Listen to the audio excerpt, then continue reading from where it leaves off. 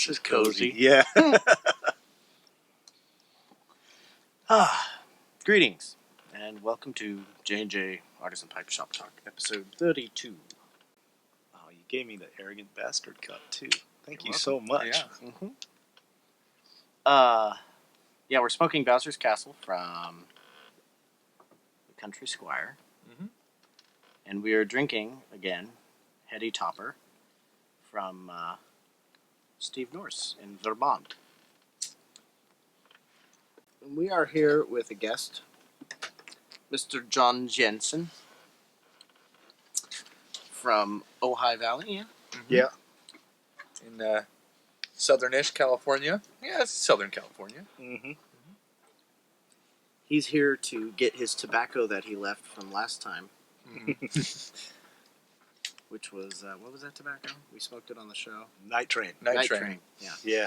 I saw that show. What are we talking about today? Oh, this is so delicious. It is. Oh, man. Well, we're going to talk about this guy a little bit. So, how did you get into pipe smoking? Well, I loved smoking cigars. But I'm kind of poor, and I couldn't afford cigars. The cigars I could afford, I didn't want to smoke.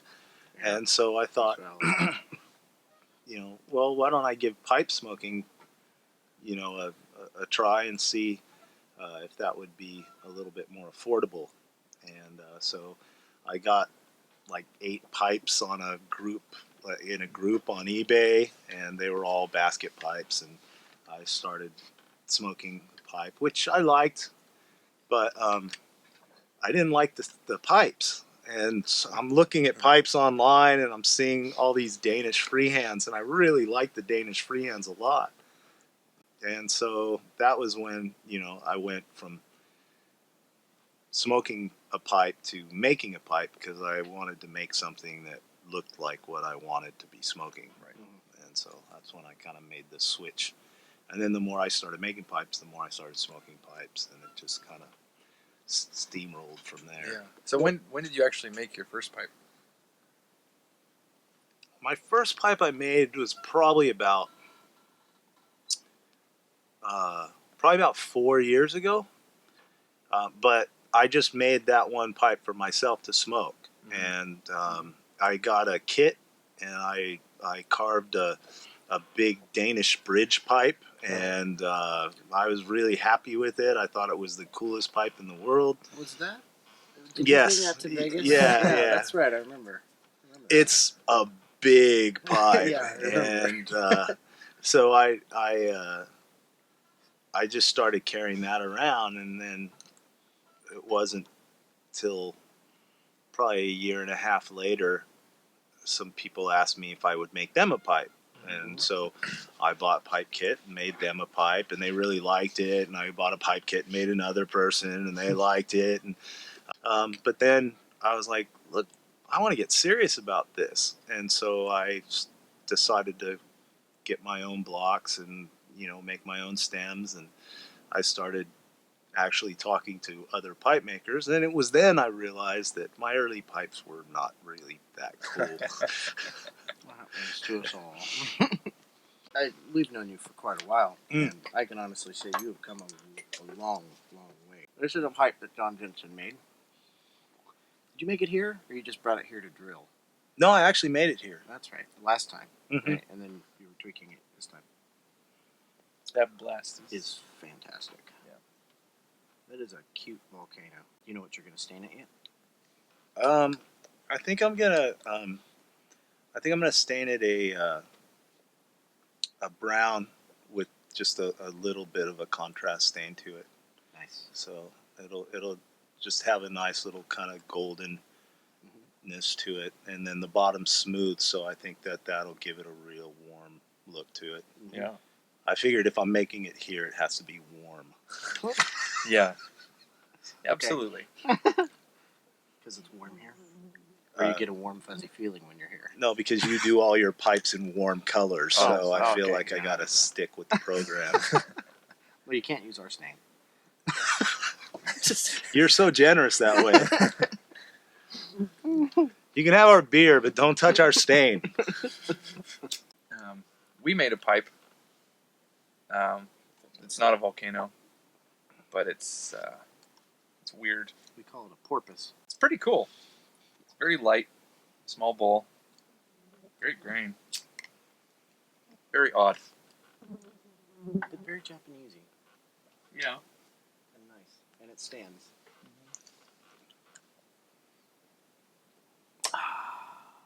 We're going to talk about gurgling a little bit. Oh, right. Somebody asked us about that. Right. Someone also asked us about how long we let our shellac dry. Until it's dry. That's how long we let it dry. That's exactly what I do.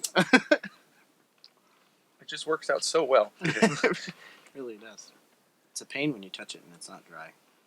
Then you have to put more shellac on it usually. Yeah. Shellac usually takes about half an hour to dry.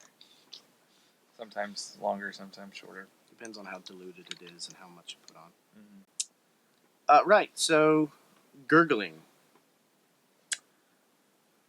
Gurgling is a fascinating pipe phenomenon, I guess, of where you're smoking your pipe, and oftentimes when you start to get towards the bottom, you start hearing this like boiling water in the bottom of your pipe as you draw on it. It'll gurgle.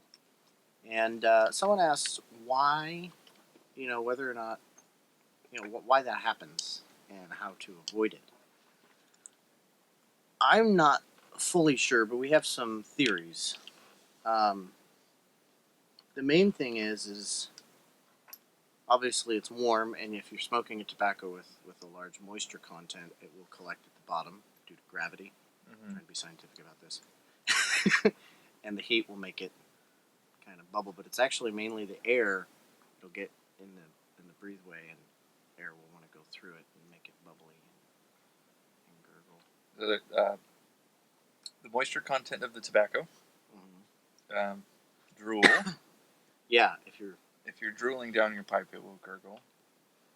And it's just adding more moisture. Yeah, and then turbulence. So if you have airways that aren't quite lined up, or if you don't, you haven't airways that go like this in the middle of the pipe, or or also, if there's a rapid change in the volume. Right. So if you like go from wide open to short, it can do the same thing. Now, technically, the reverse calabash isn't supposed to be the same because the chamber is so large that the airflow is basically going to stay the same. It's just coming from a different place. The same would be in your conventional calabash. Right. But when you have, like, if you have a wider air hole and then it hits a narrower opening, the air is putting in, it's coming in real tight, real fast, and that's what I've been told. That causes condensation, and that condensation is what adds to the gurgling effect. Right. So I've heard that if you take a pipe that's gurgling and you open up the airway and V it out real nice, that it'll stop the gurgling. That makes sense. There's also with deeply bent pipes, it's almost impossible not to get a gurgle sometimes, just because of the airway has to change. Has to change angles at such a steep angle. Like I don't know if I've ever had a problem with gurgling on a straight pipe. I don't think I ever have. Yeah, I don't. But I've definitely had it on the deeper bends. So, if you like deeper bends, you're almost condemned to. Especially if you like to gurgle. Aromatics. That'll. Like, have you ever had a gurgle in that pipe? This one, no, I haven't actually. Yeah, I'm actually surprised that this doesn't, but it doesn't. So the chambers kick back quite a bit, and the breatheway goes in. Right. That you don't have a lot of angles going on in there. Yeah. So I was happy with the way this smoked. This pipe, Teddy Knutson picked up in Chicago, and he was like, this is a good pipe. So I was just like, This is That's now always my fun. pipe. I'm not selling this pipe. This pipe belongs to me because I can always think. Teddy Knudsen said this was good. Oh, Teddy's fun. He's a good guy. Oh, speaking of Teddy Knudsen, Chicago is coming up. Mm-hmm. Be there or be square. I'm so excited. This is like the spring break, the new year, the Christmas. for pipe makers and pipe people of all sorts. It's everything. Last year was my first one, and it was just getting to get a picture with Lars, and you know, getting to just see a lot of my friends and meet pipe makers that I've just really admired. Yeah. Manduela. I got to meet Manduela. And I was like, she's so cool. And I got to meet her. And, you know, so it's like I kind of act silly, I think. But I try not to be too much of a fanboy. Yeah. I want to... it's good. I want to meet Tokotomi. So yeah, I know. He wasn't there. He wasn't there last year. I'm hoping he comes this year because I would really like to meet him. Yeah. There's something in the air besides smoke. It's mostly smoke. But it's mostly smoke. And it's delightful. Oh. God, I had smoking tent. Oh, I had such a good time last year. So excited. Okay, well, I guess we can wrap this up. Yeah, I guess so. All right. So, thank you, John. Yeah, thank you for being on our show. Thank you for giving us something to talk about because we had nothing booked for this week. It was my pleasure to be here. And now I'm sure I'll be famous. Yes. I hope so. I'll be getting lots of pipe orders. What is do you have a website or a contact thingy? Yeah, it's easiest to get a hold of me on Facebook. Revs Pipes is my page on Facebook, or you can John Jensen is my personal page. But I have a website that I'm working on putting together, and that's revspipes.com. And I'm working on that right now. Yet?